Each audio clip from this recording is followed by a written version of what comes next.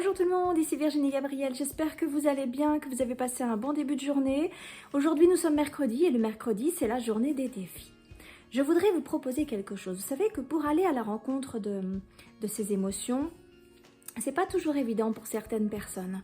Et pourquoi on va à la rencontre de nos émotions? En fait, c'est pour faire grandir notre confiance en nous. Et si on ne connaît pas nos émotions, celles qui nous habitent le plus souvent, celles qui nous traversent le plus souvent, celles qu'on a du mal à gérer la plupart du temps, eh bien c'est difficile justement de mettre en place des actions, de mettre en place des routines, de mettre en place des mantras ou des actions en tout cas qui vont permettre de regonfler cette confiance en soi et de retrouver l'estime de soi. Alors justement, premier processus, c'est déjà de faire un état des lieux de ces émotions. Et pour cela, je vous invite tous les jours à faire cet état des lieux, de savoir dans quel état d'esprit vous êtes, pour savoir quelle émotion vous habite le plus souvent. Ça va être très simple. Par exemple, je vais vous proposer de, je sais pas, sur votre montre ou sur votre téléphone, de régler 3 alarmes à 3 périodes différentes dans votre journée, donc en essayant peut-être de la découper assez équilibrée. Et à chaque fois que cette alarme va sonner, je vous propose juste quelques secondes de faire l'état des lieux. Quel est mon état d'esprit du moment, juste maintenant, ici et maintenant?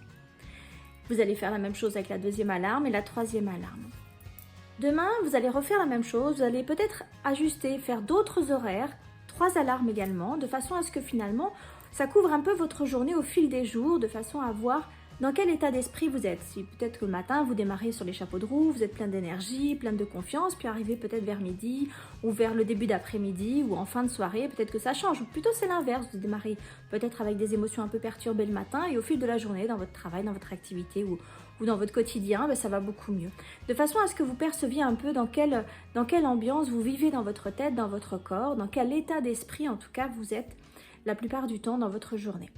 Ça peut aussi vous aider pour installer certaines activités ou faire comme vous dressez un plan d'action, de vous dire voilà, moi je suis plutôt du matin, plutôt de l'après-midi parce que là j'ai une super pêche. Par contre, ça n'empêche pas de mettre en place des choses également pour redresser un petit peu votre niveau émotionnel dans le reste de la journée où c'était un petit peu plus posé, un peu plus calme ou un peu plus perturbé.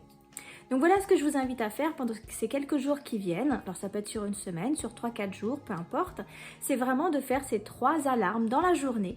Et à chaque fois que l'alarme sonne, c'est de vous poser la question, quel est mon état d'esprit du moment? Comment je me sens juste maintenant? Et puis vous l'écrivez si vous pouvez, vous le mettez sur votre téléphone, sur note, peu importe, de façon à dresser un petit peu une sorte d'agenda de votre niveau émotionnel, de votre état émotionnel dans la journée, et ainsi de suite pendant plusieurs jours. Et après, à partir de là, vous pourrez peut-être mieux ajuster votre plan d'action, vos routines, vos exercices ou vos projets à un meilleur moment dans votre journée.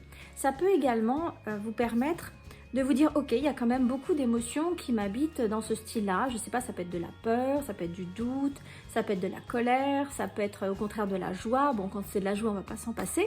Par contre, quand c'est des émotions un peu plus négatives, un peu plus dures, c'est pas forcément le côté émotionnel qui est dur, mais c'est l'excès qui peut revenir, se réintensifier selon les circonstances que vous vivez.